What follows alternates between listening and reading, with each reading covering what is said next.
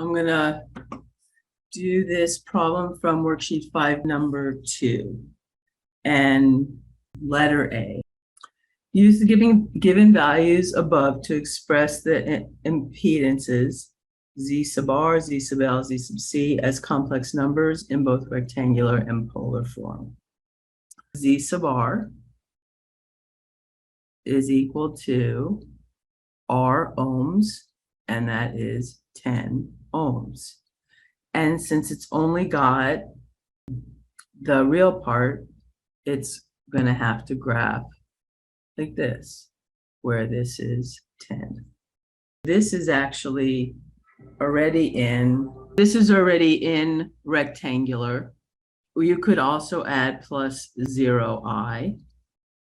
And then to put it in polar, so this is rectangular, and then to put it into polar, it's really just going to be 10 at an angle of 0 degrees. Here, because we have here omega equals radians per second, so we are going to do everything in radians.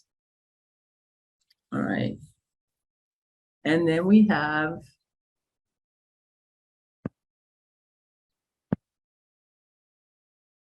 Z sub L, which is equal to omega, which is 12 pi radians per second, and L is 50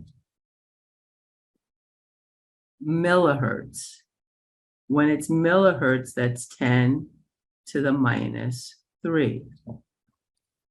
And then we have our I. Okay. Let's figure out what this is. This is 600,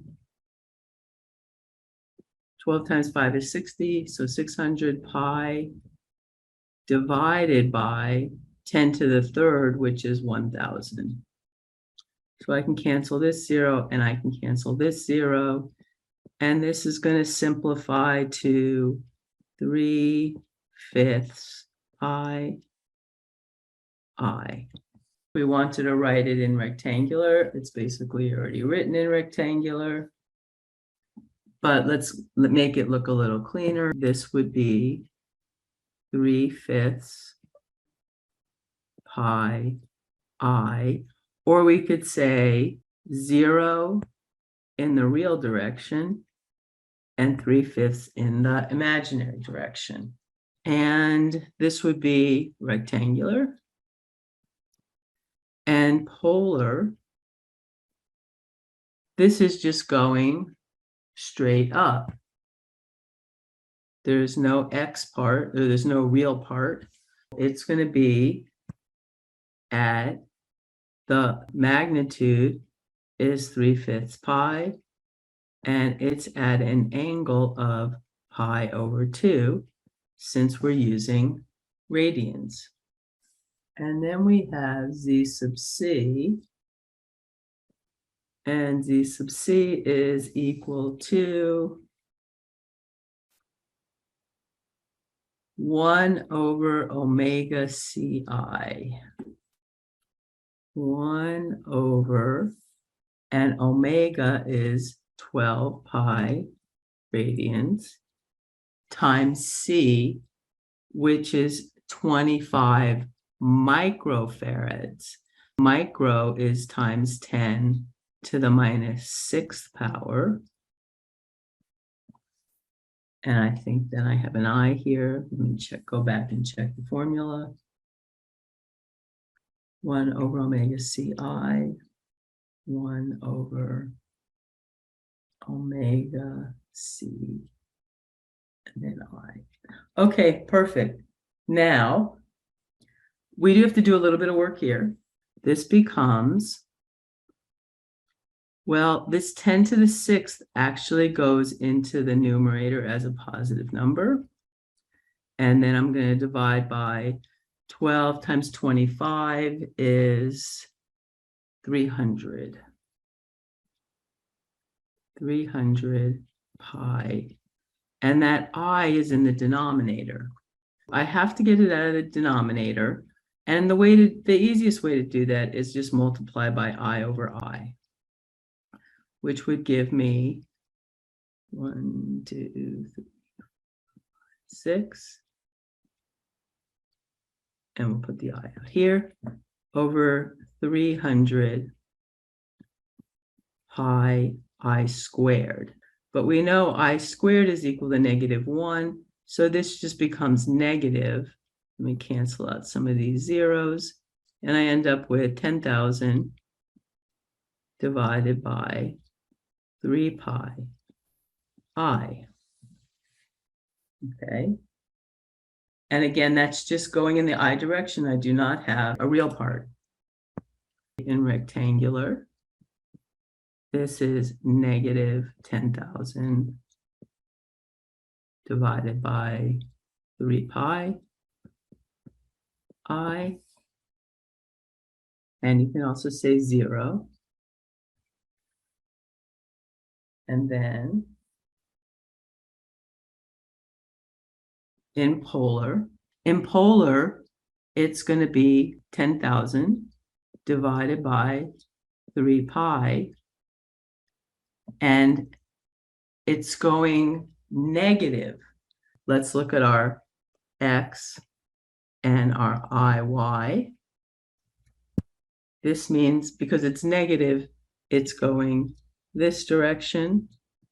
And we can call this at an angle of -pi/2. And this would be polar. We got the first part done.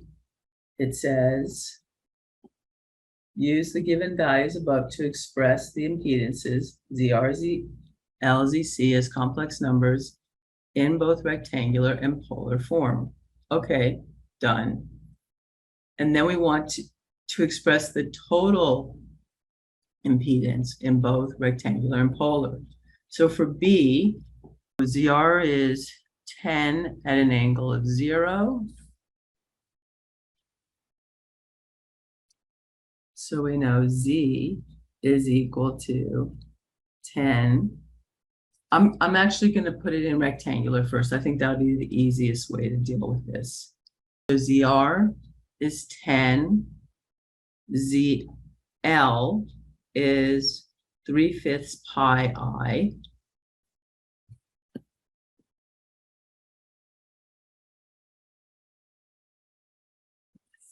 And ZC is 10,000, negative 10,000 over 3 pi I minus 10,000 over 3 pi I.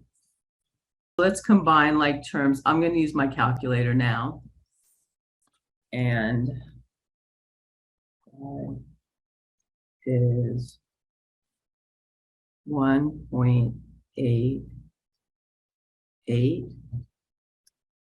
I minus, and that gives me 1,061. And you know, it's so small, I'm just going to write that like that. I 1059.12 I. Now I want to, we don't have just things in one direction. We have things in two directions. We have, if we were to graph this, this would be 10, and obviously not to scale. This is -1059. Okay, so our point is somewhere around here. We know now it's going to be in the fourth quadrant. It's already in rectangular. Now I need to find the magnitude of Z, which is going to equal the square root of 10 squared plus minus 1059.2 squared. And that number is 1059.17. and this should be ohms because everything else was ohms. And then my angle, first I'm going to find my reference angle. My reference angle is going to be my yi, and I'm going to make it positive. Remember that. So I have the inverse tan of 1059.12 divided by 10. Make sure your calculator's in radians because we've done everything in radians. So this is going to equal 1.56 radians. Now, what quadrant is that in? That's in quadrant 1, because if I were to draw a circle